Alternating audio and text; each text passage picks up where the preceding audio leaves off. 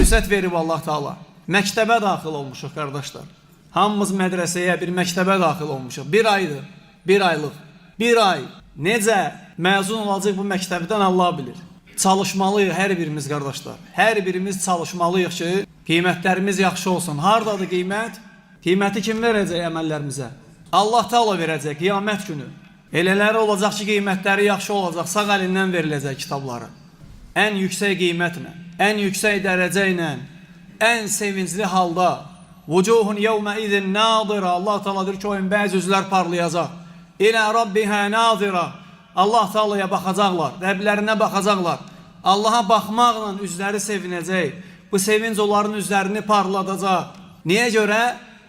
Udxulul cənnətə bimə kuntum tə'məlun.